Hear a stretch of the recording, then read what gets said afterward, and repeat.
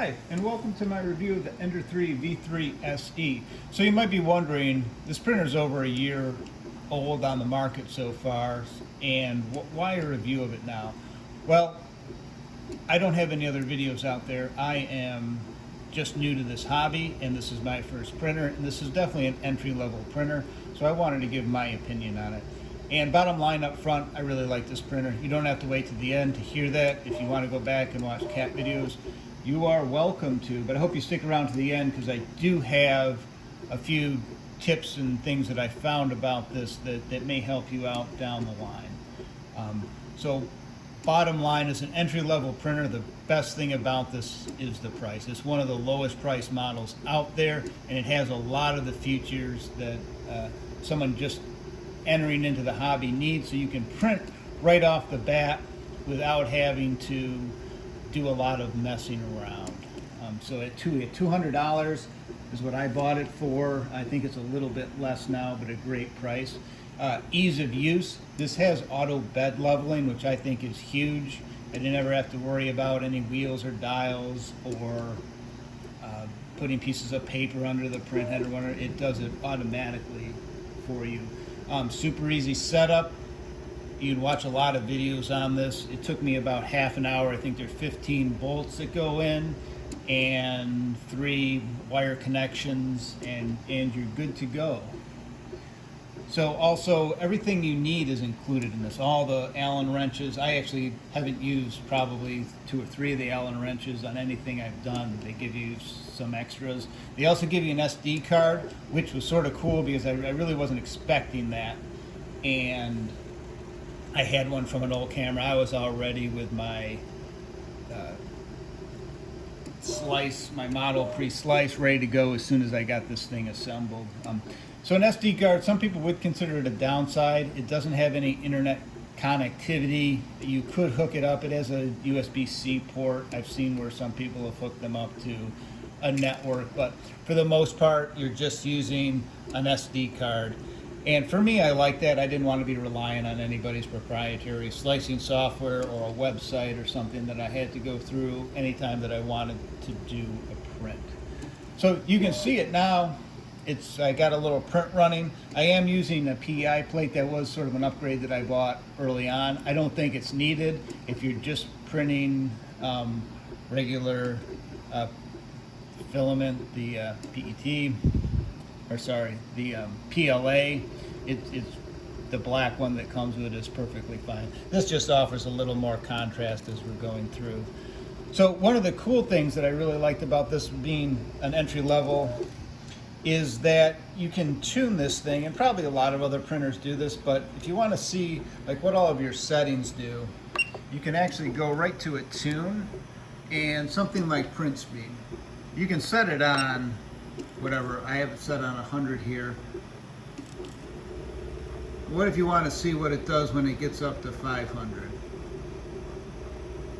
And I put it on there, and then you can check out what the speed does there and see how fast it goes now and what the quality is. I thought that was sort of cool. You can also tweak things like your temperature of your nozzle, your bed temperature, your Z offset, and you can see what all of that does without having to slice something and then go back to it. I thought that was pretty cool.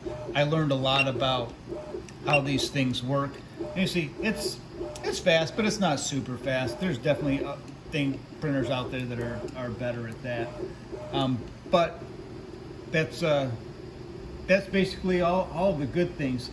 Again, it comes right out of the box and able to print really well. I'm going to cut away to another video here on what I printed out first and what the quality of this was right out of the box, and then I'll come back and we'll talk about a couple of things that I found. So I want to show you right now the first thing I ever printed, and it wasn't a Benchy. This is a calibration test from, I'm going to butcher the name, Marian Krokas from the Czech Republic. It's on Thingiverse, and there's tons of things obviously on Thingiverse to print out, but I found this gave me some more detailed feedback on what the printer could do. So as you can see from the pictures, the biggest issue was stringing, but it all came off with just a little touch of a lighter and it was pretty much all gone. What I found out later too is printing more stuff that if you print at a quicker speed, I actually got less stringing. I think that's just because the print head moves quick enough. It just sort of breaks that tension and you don't get the strings. But it's quite amazing. The overhangs went all the way to 80%. And hopefully you can see there's some delamination on the top, but where it counted, it printed that 80 off perfectly. The bridging test there, up to 25 millimeters, had no problems doing that. Pretty amazing. It's basically printing a straight line in thin air. For the stringing test, there really wasn't a whole lot of strings on that. Like I said, you saw before, the biggest strings were between these two points. The little pyramids on the taller, skinnier one, there was a little deformation on that, but everything else, all the lettering, everything printed out fine. Here on the resolution side test, that turns out to be about a 0.3 millimeter resolution, which is what you'd probably expect from a 0.2 millimeter nozzle. And I did this on a standard setting, so accuracy per the slicer says it's only going to be 0.2 millimeters anyway. So that's right out of the box with the filament that they gave you with the printer. Again, I sliced this as soon as I knew my printer was ordered. I was on Cura downloading stuff, doing all that. So really, really great. I was super pleased with it. I was surprised when I came back and I saw that it had completely printed out. I wasn't really expecting that, but very happy with the results. And now for the few issues that I ran into, and I really wouldn't even call these negatives because they were easily fixable. The first was that these two bolts came loose, and I noticed the print quality and the sound of the print really became sort of a racket.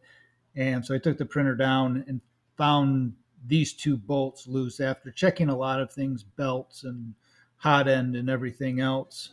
It was really just these two bolts. Once I tightened them up, everything was back to normal, and I haven't had a problem since. I check them about once a week now just to make sure everything is tight. The other issue that I ran into was that after a while, my SD card didn't seem like it was reading. I'd finish one print and I'd go to another print, and the SD card would be blank, even though there was stuff on it. And I would have to pop it in and out a few times and switch the menus before it would come up and I could start another print.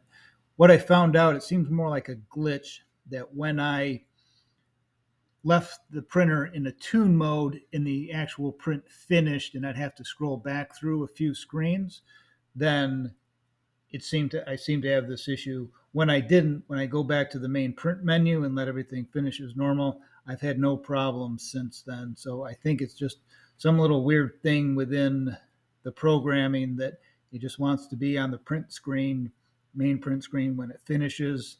And since then, it's like I said, I've had no problem. So I hope you enjoyed this review and happy printing. Thanks for watching.